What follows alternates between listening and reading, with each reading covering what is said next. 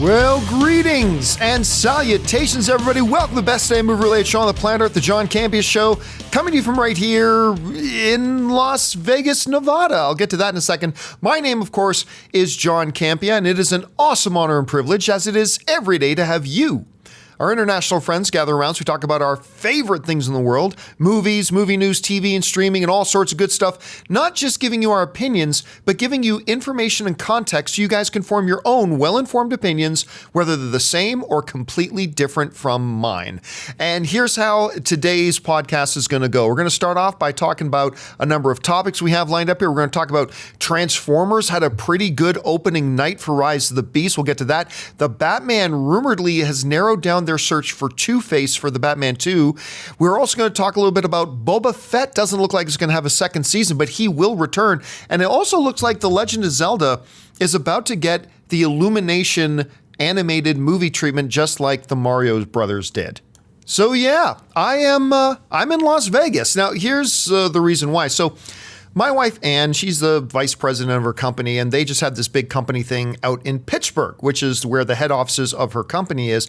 So she has been gone all week. And, well, I like a good bachelor couple of days as much as any guy does.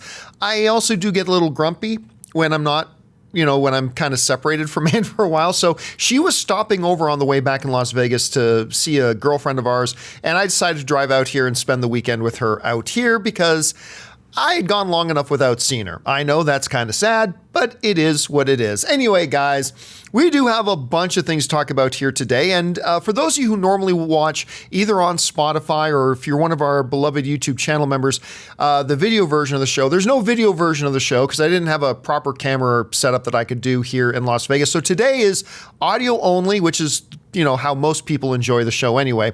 But yeah, let's not waste any time and get right into it. And we're going to start off with this. Now, Transformers Rise of the Beasts is now out in theaters, and I went to go see it. I did a quick out of the theater review about it. We also reviewed the film on the John Campea Show podcast yesterday, but just a quick summary. I like the film. I had fun with it. I mean, it's not going to win any Oscars. I would not say it is a fantastic film, but I had fun. Actually, to me, it is the second best Transformers movie, second only to Bumblebee. That Travis Knight did a few years ago, to which I still have no idea why they didn't just do a straight up sequel to that. And I don't have any idea why they didn't get Travis Knight to come back to direct it. Although Stephen Cappell, the director of Creed 2, did a great job with Transformers Rise of the Beast. He did a very, very good job. The movie's enjoyable and I had fun with it. Anyway, as you guys know, the Transformers franchise, which was a billion-dollar franchise at a point, got completely run into the ground with crappy movie after crappy movie after crappy movie. And eventually that billion-dollar franchise just got hit and started to drop. And then, unfortunately, the real victim of that crappy succession of really bad Transformers movies, other than the first one, I like the first one, but the real victim of it was the Bumblebee movie. Because everybody just thought, here we go again, another Transformers movie, and it's going to suck. Because remember, Bumblebee was coming off the heels of Transformers The Last Knight, which was the worst of all the Transformers movies. That movie is god-awful. But, so Bumblebee comes out, and they made a great movie, but it wasn't able to have great financial. It did okay. Like, I believe it might have even made a little bit of profit, but it didn't do great, right? So Bumblebee suffered for that, because they had run the IP into the ground. And along comes Transformers Rise of the Beast. Anyway, Transformers Rise of the Beast, the box office numbers are in for their opening night. And to put this in context, The Last Knight had an opening night of $8.1 million. Bumblebee had an opening night of $2.8 million, $2.8 million on its opening night. Now, that was on its way to having a $21 million opening weekend, okay? Bumblebee opened with $2.8 million on its opening night, on its way to a $21 million opening weekend. Well, Transformers Rise of the Beasts just had its opening night numbers, and it's $8.8 million. So triple what Bumblebee made. Now, that doesn't necessarily mean its opening weekend will be triple of what Bumblebee's opening weekend was, but I mean, there are some estimates that say could get to 60 million, which wouldn't be bad. So Transformers Rise of the Beast comes out better opening night than the last night, better opening night than Bumblebee. And so we'll see what kind of, full weekend it has. Now, the big question a lot of people have had is, how will it do in its opening weekend against Spider-Man Across the Spider-Verse, which is, to me, the best movie of the year. It opened with $120 million. So it's going to be close. I mean, it can beat out Spider-Verse for number one spot at the box office this weekend, depending on how big the drop Spider-Man is. If Spider-Man takes like a 55-60% drop, then you're looking at Transformers needing to make $50+ million to maybe take the top spot from it. It can do that. It is tracking to do that, but whether or not it actually gets there, we will have to wait and see. And by the way, Transformers Rise of the Beast is one of these movies that I liked it, but I could totally see why others don't. Like right now, a majority of the critics like it, but it's only a small majority. I totally understand why a bunch of the critics who saw this movie didn't like the movie. I totally get it. I don't hold it against them for not liking it. And I can't sit here and say to you, unlike Spider-Verse, because, Spider-Verse, I'm like, yeah, you guys should go see Spider-Verse. I think you're really going to like it. I can't say that about Rise of the Beasts. All I can tell you is that I had a good time.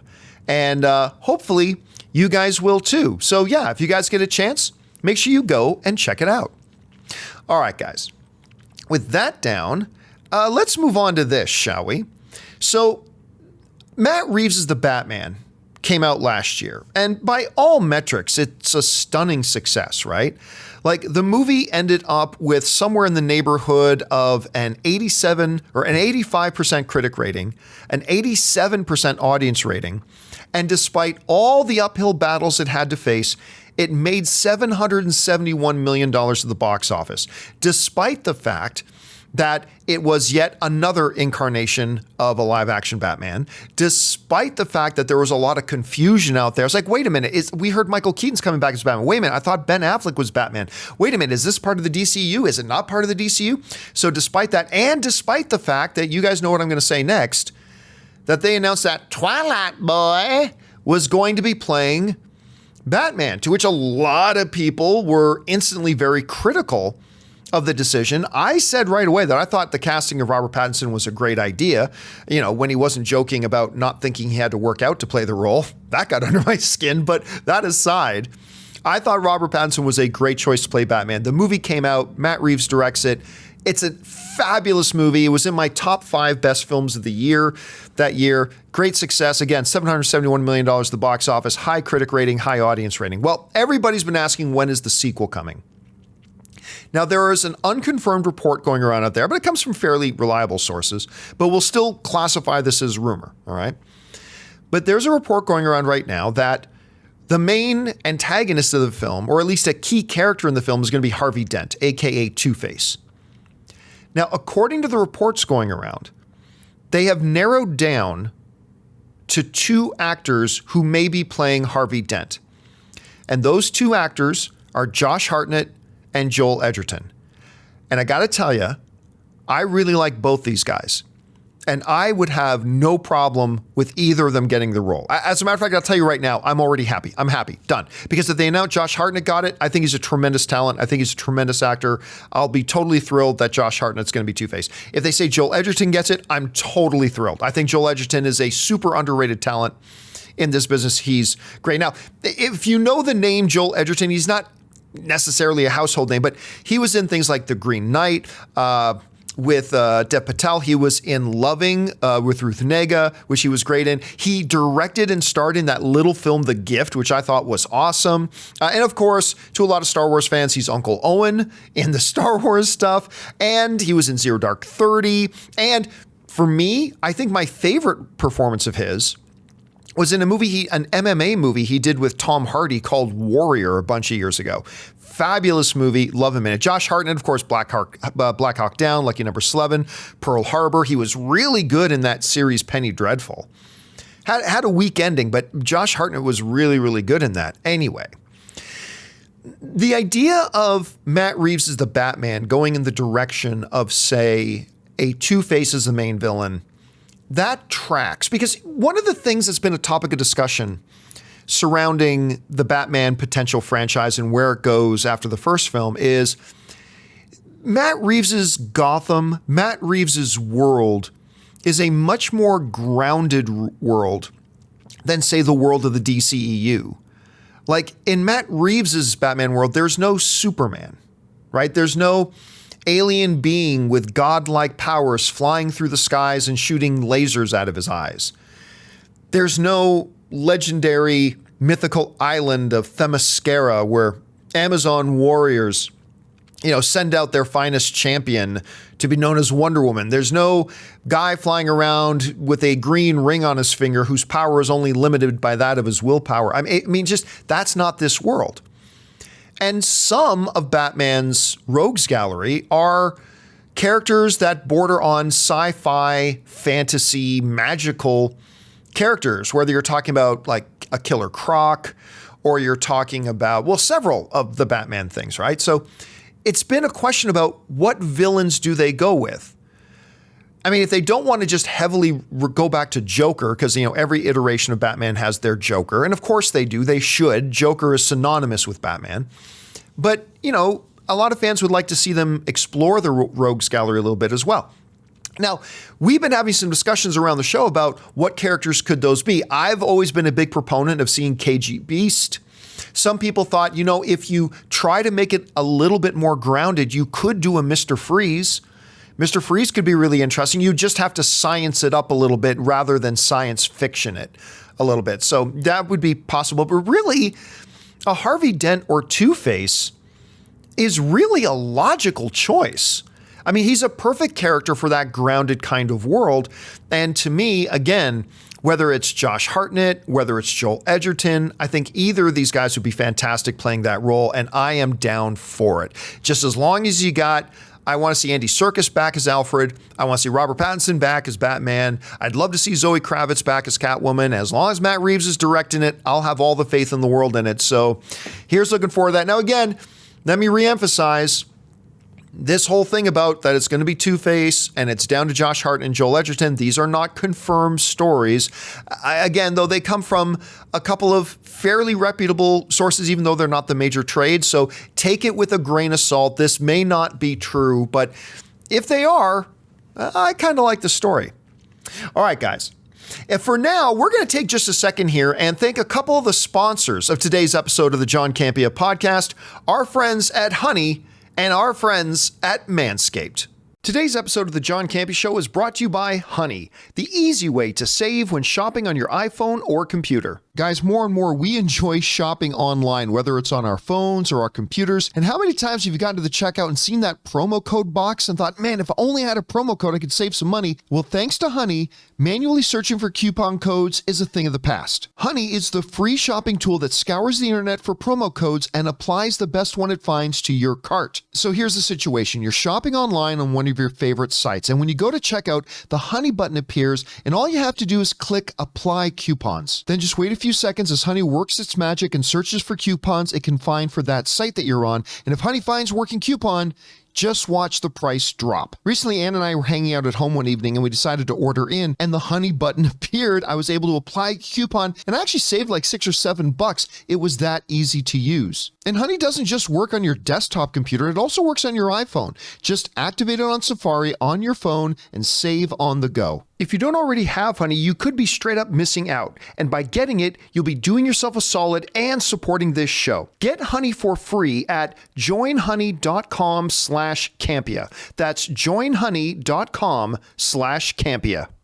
Uh-oh, Father's Day is right around the corner and you haven't gotten your dad anything yet? Don't worry. That's where our sponsors, Manscaped, come in. You and I both know he needs some serious grooming in his life, so grab your dad the Performance Package 4.0 and he'll thank you for helping him tame that beastly hair. Go to manscaped.com and use code CAMPEA for 20% off plus free shipping. Guys, I don't know if your dad's anything like mine, but where my dad lacks some hair on top of his head, believe me, he makes up for it everywhere else on his body, and Manscaped is perfect for him. Manscaped is the only men's brand dedicated to below the below-the-waist grooming and perfected their game with the Lawnmower 4.0. This is the perfect gift, presenting a sleek, well-designed, and optimized grooming kit that says your balls will thank you right on the box. Their 4th-generation trimmer features a cutting-edge ceramic blade to reduce grooming accidents thanks to their advanced skin-safe technology. This upgraded trimmer includes a multifunction on-off switch that can engage a travel lock. This is great for any guy who does a lot of traveling. It also gives you the ability to turn the 4000K LED spotlight on and off when needed for a more precise shave. Haven't you always wanted to be able to shave your balls in the dark? And come on guys, almost all of our dads have that nose bush sticking out of their nose, right? Well, the Weed Whacker 2.0, the nose and ear hair trimmer, is the best nose trimmer on the market and the perfect gift for your dad. Guys, that's 20% off with free shipping at Manscaped.com and use the code Campea. Don't forget, you came from your dad's balls, so this year, show your original home some love with Manscaped. And thank you again to our friends at Honey and Manscaped for sponsoring this episode of the John Campea Show podcast. Okay, guys, with that down, let's move on to this, shall we? You know, Mandalorian came right out of the gate. It was the first real show that launched Disney Plus and launched it well. In a really divided Star Wars fandom, Boba Fett seemed to be the thing that almost all Star Wars fans agreed on. Mandalorian seemed to be the thing that all Star Wars fans seemed to agree on. It came out and we all liked it. Actually, we all loved it. We thought it was great. I thought season 2 was wonderful. And then came along the Book of Boba Fett. Now, Boba Fett was introduced in a really strong way in Mandalorian season 2. He was the John Wick. When they brought him into Mandalorian season 2, he was the John Wick of the Star Wars universe. He was badass. He kicked ass. He was fantastic. And when they ended season 2 with the teaser of the Book of Boba Fett is coming, you know, with Boba Fett sitting in Jabba's throne and Ming-Na Wen sitting on the arm of the chair. I mean, that was an awesome way to build anticipation. We were all excited for a Boba Fett series. Well, it didn't turn out to be so great. I really liked the first episode. I did. And there are things about the Boba Fett series that I appreciate and I like. But overall, it was a pretty damn disappointing series. They made Boba Fett ridiculous. They talked about wars when really each side had like 10 guys. Don't even get me going on the Vespa gang running through the streets. I mean, there was just so many things wrong with the Book of Boba Fett, which was really a shame considering how great they reintroduced the character to the Star Wars universe in Mandalorian season 2. I mean, there was so much promise there. Now, I'm one of those people that I believe that, hey, if something's a good idea, give it a chance to work. So even though I didn't like the Book of Boba Fett series, I am totally open to them trying again and doing a Book of Boba Fett season 2. Well, according to a story that's going around, I think this is from several of the big Star Wars sites, and not the official StarWars.com, mind you, but several of the big Star Wars sites are talking about the fact that apparently, now I'm saying the word apparently, this is not coming from my sources, all right, but there is not going to be a Book of Boba Fett season 2. Now, considering the general consensus of the first season of Book of Boba Fett, that's not surprising, right? Like, I'm not quite sure why they'd want to try to roll the dice on that one again, especially when they have other stories that they can tell. But according to the whispers, we haven't seen the last of Morrison as Boba Fett, that he may actually be showing up in Mandalorian season 4 instead. Now, of course, this would make perfect sense. There is no more famous Mandalorian in the Star Wars universe than Boba Fett. If you're telling the story about the continuing reunification of the Mandalorian people and the reestablishment of Mandalore and all that kind of stuff, it would only make sense. It would feel weird to not have the most famous of all Mandalorians ever also be a part of that. So that makes sense to me. Now, there's been a lot of stories that due to the writer's strike that production on Mandalorian season 4 has been delayed. Remember, John Favreau said before Mandalorian season 3 came out, and side note, I didn't love Mandalorian season 3, to be honest. It was the weakest of the seasons, but before Mandalorian season 3 came out, John Favreau said that he had already written the scripts for Mandalorian season 4. Like that was done. So we were kind of expecting and anticipating they may go into production on Mandalorian Season 4 sooner rather than later. But again, according to these reports coming out now, that the writer's strike, even though the main bulk of the script was already written, has delayed things, and they were worried about a larger scale Hollywood shutdown. Like everybody thought, or a lot of people thought, that the Directors Guild was also going to go on strike, and that the Screen Actors Guild, they may go on strike. So they've kind of put everything on Mandalorian Season 4 on pause for now, until that all gets worked out. But again, according to the whispers going around, they're saying that we could see Tamora Morrison back as Boba Fett. And I'll tell you what, while I totally understand not making a Boba Fett Season 2, I'm perfectly happy to not watch a Boba Fett Season 2. I'd be okay if they wanted to do it, give it another shot, that would be fine. But I'm also more than okay that they're not doing it. I will personally, though, look very much forward to maybe seeing Boba Fett in Mandalorian Season 4. I really like the chemistry between Mando and Boba Fett. The directors of Boba Fett, or of Mandalorian, just seem to know how to handle Boba Fett a little bit better. Whether they will or not this time around, who knows? But I think there's some potential there. So hope springs eternal, my friends. We'll see how that all goes. All right. With that down, let's do one more thing here, and that's this. Illumination and Nintendo partnered up for what is so far the biggest film of 2023, one of the biggest animated films of all time. I believe Mario Brothers is now the third highest grossing animated film in history. I think it's sitting at the $1.3 billion mark, sitting only behind Frozen 2, I believe, is right ahead of it. And then ahead of Frozen 2 is The Lion King, the Jon Favreau Lion King movie. That's it. Third biggest animated film in history, biggest film of the year so far, monstrous success, thanks to the partnership between Illumination Studios. Of course, they're the same animation studio that does the Despicable Me stuff and the Minions and that sort of thing. But Illumination Studios and Nintendo. So ever since Mario Brothers, there's been talk of two things. Number one, when are you going to be a Mario sequel? And number two, what other property will they do? And the one property that has been mentioned in all the whispers, and it makes sense, is Zelda.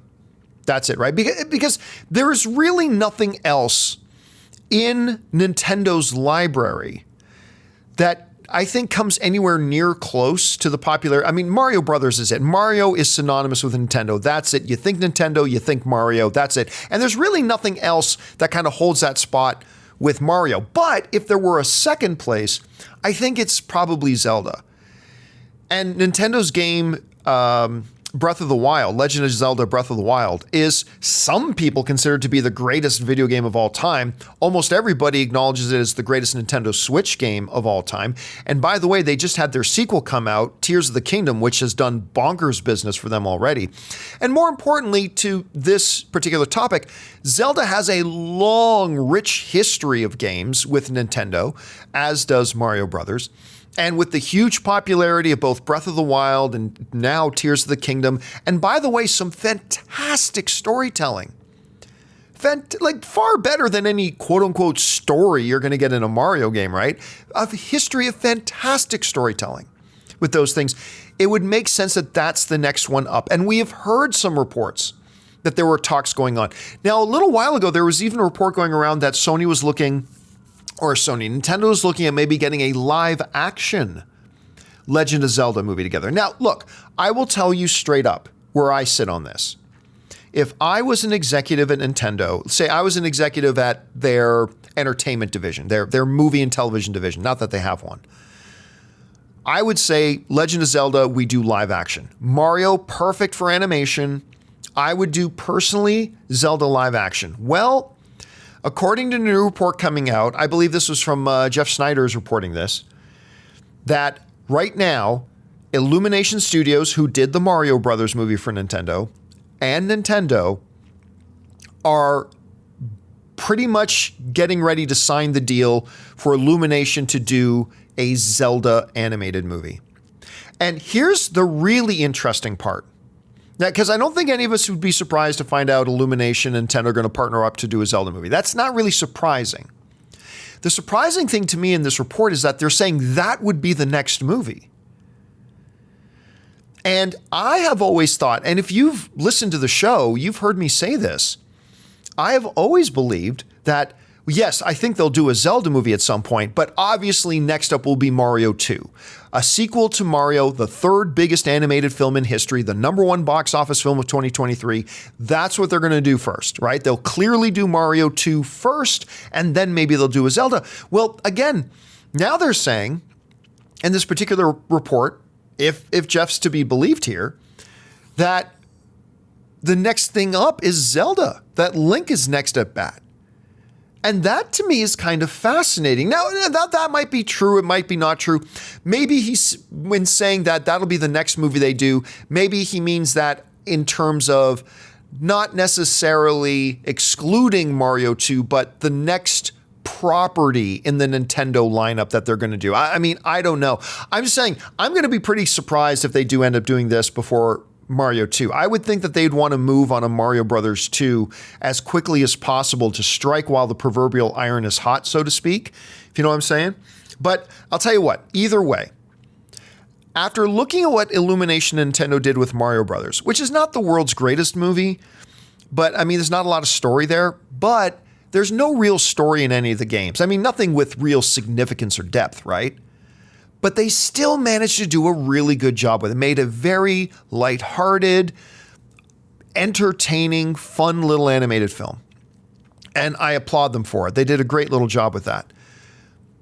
But I'd be very curious to see what they could do with something like A Legend of Zelda that does have a long history of some pretty deep, some pretty rich, and some fairly good recent success as well in a property like that, and to see what they could do translating that to the big screen. I think that could be really fascinating. Anyway, all right, guys.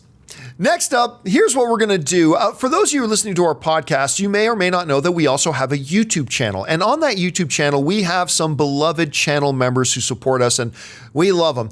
But every day we ask those channel members if they have topics or questions they'd like to have addressed here on the podcast. And so we're going to go over now and take those questions. But before we do, we're going to take another moment and thank another sponsor of today's episode of the John Campea Show podcast, our friends and my mobile service provider, Mint Mobile.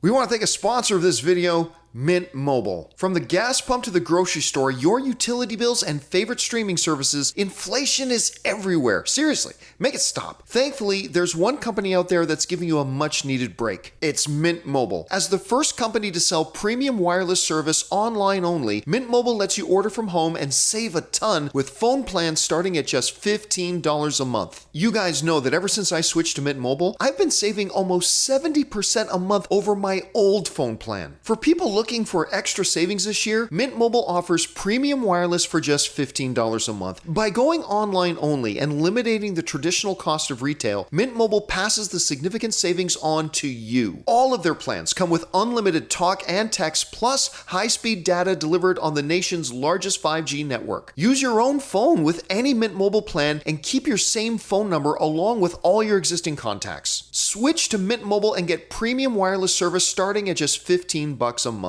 To get your new wireless plan for just $15 a month and get the plan shipped to your door for free, go to mintmobile.com/Campea. That's mintmobile.com/Campea. Cut your wireless bill to $15 a month at mintmobile.com/Campea. And thank you to, again, my mobile service provider, Mint Mobile, for sponsoring this episode of the John Campea Show podcast. All right, guys. With that down, let's get on over and start asking our channel members what they have to say. And by the way, guys, you can become one of our YouTube channel members. Look down to the description and you'll find a link to go and do that if you wish. All right. Our first question from a channel member today comes to us from Boris Nekakovsky, who writes, "Hey, John, if the Screen Actors Guild went to strike, are there roles outside a direct acting role that could be impacted, such as actors who are hosting a TV show, or is that completely separate? Thanks." You know what? That's a really good question. I kind of wish I was back in studio right now with Chris, because Chris, of course, she's a member of the Screen Actors Guild, so it'd be great to have her here. My guess is that yes, it would impact that. Because I think most hosts, quote unquote hosts, I think they are SAG members. And I think, I could be wrong, but I think that things like hosting and stuff like that of a TV show, I think that would fall under it. Now, of course, there's still acting that actors could do, right? There's still, I mean, primarily a stage. They could get involved in local theater, go and act there. I mean, that wouldn't be paying all that great, I'm sure, but there's still that. So there is some forms of acting they can do, just like the writers have some forms of writing they can do. It just can't be for movies or TV shows, whatever. But I think there might be some options there. That's a great question, Boris. Again, I wish Chris was here that she could give you a much better answer than I could. All right. Next up, we have Real One Talk, who writes, my mom is convinced I have a problem after discovering that I've now watched Across the Spider-Verse 7 times in theaters, but I don't plan to stop. It just gets better with every viewing. Are there any films that you don't get tired of rewatching? Well, I mean, first of all, the beautiful thing about Spider-Verse, it's an infinitely rewatchable film because there is so much going on screen, both from an artistic point of view and just plain like elements kind of point of view, that you could watch this movie 7, 8, 9, 10 times and still discover things that you never noticed, saw, or recognized before, right? That's one of the great things about this movie. Now, movies that I can watch without ever getting tired of watching it. I'm not saying it's the greatest movie ever made. It's just that I don't know why. I could watch this movie over and over and over and over and over and over and over again. Zoolander, I don't know why. I can keep watching that movie infinitely. It doesn't matter. 40-Year-Old Virgin is another one. Of course, all the Star Wars movies. Like, things like that. Hell, even Lord of the Rings. And it's funny because even some of the best movies of all time aren't necessarily the most rewatchable. It's kind of weird the way that works out, but those are just some of the ones I have. All right. Next up, Zihos writes, no question, just wanted to say thank you for all your awesome and hard work. Oh, thank you so much for that, Zeos. Appreciate that, man. All right. Dr. Stinky writes, hey, John, I just rewatched Stranger Things Season 1. Nice. And it made me remember how good the show is. I cannot wait for Season 5. You know what's interesting? I did not love Stranger Things Season 1. I mean, I liked it. I did. I thought it was kind of neat. It was creative and inventive, and I love the fact that it's got a Dungeons & Dragons, because I'm a Dungeons & Dragons player, so it had a real Dungeons & Dragons connection and all that kind of stuff. I appreciated it, and I appreciated it enough that when Season 2 was coming, I was looking forward to it. But this is a show that, to me, has gotten better and better. I know Season 3 wasn't everybody's cup of tea, but for whatever reason, Season 3 really worked for me. And then, of course, we had Season 4. And again, to me, I'm not saying it's my favorite show of all time, or it's even in my top 10 favorite shows of all time, but this Stranger Things is a show that has gotten, I think, progressively better and better. And I'm right there with you. I'm very, very excited to see Season 5. All right. Tucker Voiles writes, with Beyond the Spider-Verse coming out near the Oscars, how big of an opening could it get? I know this is way too far out and very general of a question. Well, I mean, yeah, it's opening up after the Oscars, so it's not like right up against the Oscars. But how big of an opening can the movie get? It's, I think, Beyond the Spider-Verse, which is way far off.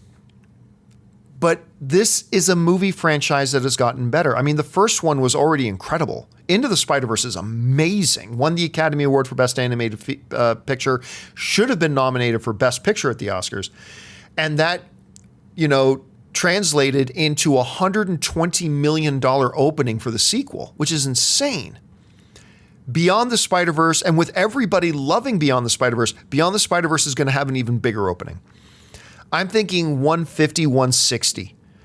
I'm honestly thinking it could potentially even be the biggest opening film in animated film history. That's how big I think the potential is. Now, the unfortunate thing about Spider-Verse and the box office is that the films don't play well overseas. I mean, Americans love this franchise, and Americans have gone out in droves to see it, particularly the new one. But it struggles overseas. The international audiences don't seem to have the same appreciation for it as North American audiences do. But again, if we're talking about pure, simple opening weekend box office, I think it could potentially be a record setter. Well, we'll find out. All right, thanks for that, Tucker. Next up, Stefan Dylan Routers writes, UFOs, or UPAs as they're now called, are back in the news lately, which often reminds me of the X-Files. Were you a fan of that show, and isn't it time for a reboot? Well, I mean, I watched X-Files. I wasn't the biggest fan in the world of it, but I watched all of it. I watched all the seasons of it. It got a little weaker near the end there. Then they did a movie, and then they even relaunched the series just a couple of years ago. Remember, they brought it back. They revived it. Had David Duchovny back, relaunched it. Did not do great. I don't know what the purpose of rebooting the X-Files would be, because many shows have come out over the past 20 or 30 years that kind of follow that same pattern, like Supernatural Mystery of the Week. And so I think, as odd as it would be to say, especially considering the revisiting of it, the relaunching of X-Files didn't go so great, the renewal of it, I would almost rather see them take another shot at bringing back Duchovny and co. and try renewing it again than doing a straight up reboot, because a reboot, there have been so many shows now in the last 20 years of its ilk that I don't know where its place would be in the whole landscape of that. I just don't know where its place would be, but you never know. You never know. All right. Let's see. Nelson Mija writes, "Hey, John and crew.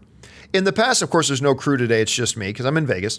"Hey, John and crew. In the past, Christopher Nolan has expressed interest in doing a James Bond film, but with that franchise at Amazon/MGM control, Nolan would be forced to work with a studio outside of his go-to Warner Brothers or now Universal. Do you think his hesitancy to work with other studios will impact a potential Nolan Bond film from ever happening?" No. And you know what? There have been more whispers recently. I mean, it's really, really rumors, so I decided not to make it a topic on the show, but there are more whispers going around that Christopher Nolan is talking with the Broccoli's, who is Barbara Broccoli is the one who ultimately controls James Bond.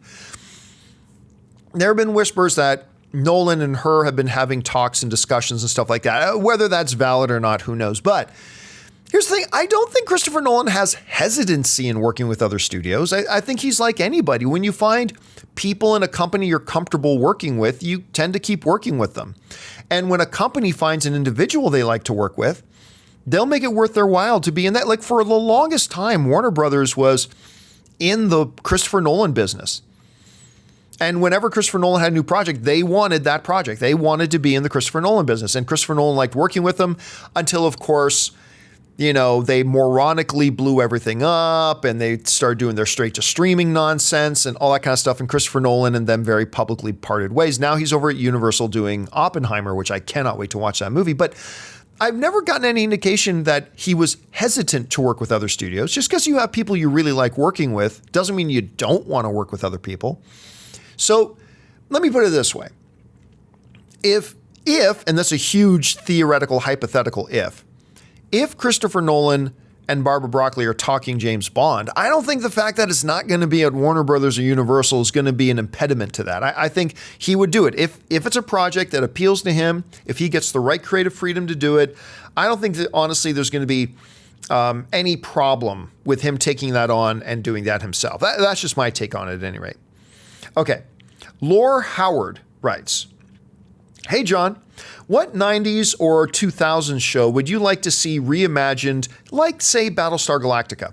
Examples: Dead Zone, the original La Femme Nikita, Dark Angel, Dollhouse, Eureka, etc. Just like how you think and wondered about your opinion." Well, some of those would be pretty interesting. Dark Angel's pretty good. La Femme Nikita, what was the Jennifer Garner show called again? Alias. Alias was kind of, in a way, its own kind of La Femme Nikita show. I loved Alias, by the way. That's the show where I totally fell in love with Jennifer Garner. And I am still in love with Jennifer Garner to this day. Eureka was an interesting. I had a couple of friends who were actually in that show, as a matter of fact. It's not 90s or 2000s. It's a little bit earlier than that. It's 80s. I've always thought, I really do think, even though they tried a movie version with Liam Neeson and Bradley Cooper, I really think an A-Team could work. I really do. A covert underground special ops unit it's kind of also like the Equalizer that works to help people who can't get help anywhere else, right? I think an A-Team relaunch of some sort, I think that could work today. But I've always said this one, Airwolf. I loved Airwolf. Also, probably the greatest opening music, theme music ever in any show ever. It's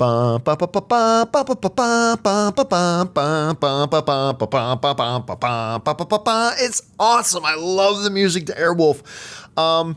So I would be really down personally for them revisiting Airwolf. All right. Next up. The Everything Entertainment Network writes, Little Mermaid, Fast X, both looking to lose money, and current projections have Elemental, The Flash, Transformers, and Indiana Jones as questionable, if they can make their money back. Could this be a year with good/great movies, but a ton that still underperform? Well, yeah, that's every year in the movies. Honestly, that's every year in the movies. Some movies hit, and some movies don't. It's going to be interesting. I think Flash is going to be fine. It's not going to be $1 billion film. I've had so many people arguing with me about that for months, but I've been telling people it's not going to be $1 billion film, but I think it will be fine. I think Transformers could be fine. Indiana Jones may end up being fine, but with the early projections right now, that's only going to open to 60 million. That might be problematic. But listen, every year, you're going to get a bunch of high-profile films that knock it out of the park at the box office and some high-profile films that don't, right?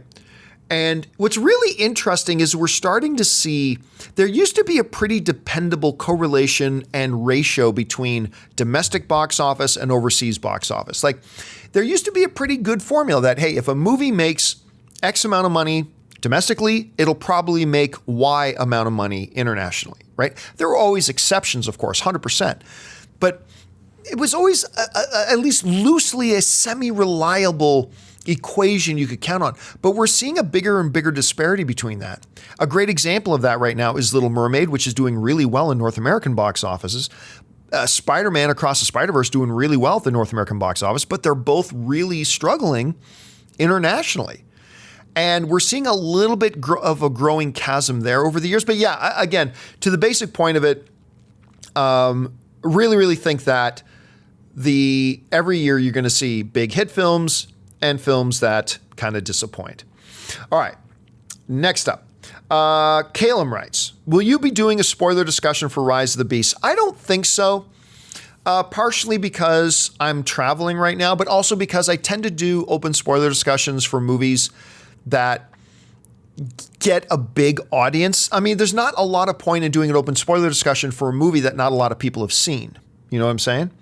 We're talking about Transformers Rise of the Beast. Little Mermaid was right on the edge of being big enough. And that movie opened to $95 million. Well, it looks like Transformers is going to only make 2/3 of that, even less, probably around $50 to $60 million. So because of that, I don't think enough people are seeing it. So I don't think I'm going to be doing an open spoiler discussion unless I get a massive influx of people telling me they desperately want us to do a Transformers open spoiler discussion. All right. Let's see here. Next up. D-Train writes, is it normal to tell a girl I've seen a movie 5 to 10 times in a theater? I'll tell you what, D-Train, it's perfectly fine to tell a girl that. But if that girl gives you any sort of negative reaction, that ain't the girl for you, my friend. Keep shopping. Keep looking.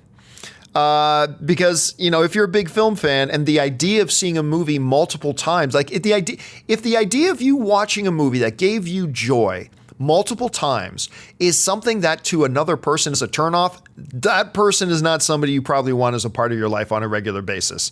So yeah, there's that. All right, let's see here. Let's see. Here's one. Nelson Alfaro writes, have you commented something about Ted Lasso and the Succession finales? Yeah, I love Ted Lasso season 3. I mentioned this on the show the other day. Absolutely loved it.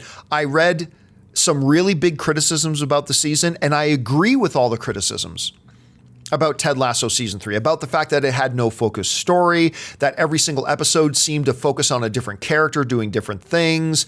They didn't really satisfactorily. Roy and Keeley should have ended up together. That's how that absolutely. You spent years in the show, the first couple of seasons, about building that relationship, and then all of a sudden it was just in one episode the relationship was over. I thought that was dumb, but while I agree with all the criticisms that Ted Lasso season 3 had, I still really loved watching it. Watching that show made my heart smile. I liked it. Succession, very strong final season. Loved the final season. Wasn't super big on the ending of the final episode. I thought that could have been done better, but still irrelevant. The whole season was great. I enjoyed it a lot. I thought it was a lot of fun. The drama was great. The acting performances were next level. I mean, once we found out one of the main characters died, I was like, well, that main character was kind of the heartbeat of the show, so I can now understand why they're not going to do a season, whatever it is, 5? Well, I can't remember. Was this season 3 or 4? I can't even remember now, but I can understand why they're bringing the show to a conclusion without Brian Cox moving forward. So, yeah, there's that. All right, guys, and that'll do it for today's installment of the John Campea Show podcast, a solo edition. Thank you so much for being here and making this show part of your day. Big special thank you to our YouTube channel members, because number one, you gave us great fun topics to talk about, but number two, you support our channel just by being a YouTube channel member. And all of us here on the show, thank you guys for your support. All right, guys, I will be doing an open mic. If you guys are listening to this earlier in the day, I will be doing a live open mic from right here at Caesars Palace in Las Vegas a little bit later this afternoon. Make sure you come by and check that out. Apologies that there was no John Campea newsletter earlier today. Again, I'm out of town, so that one kind of had to fall by the wayside. The newsletter will return on Monday, don't worry. And yeah, that'll do it for us for now, guys. Thanks a lot for being here. My name's John Campea, and until next time, my friends, bye-bye.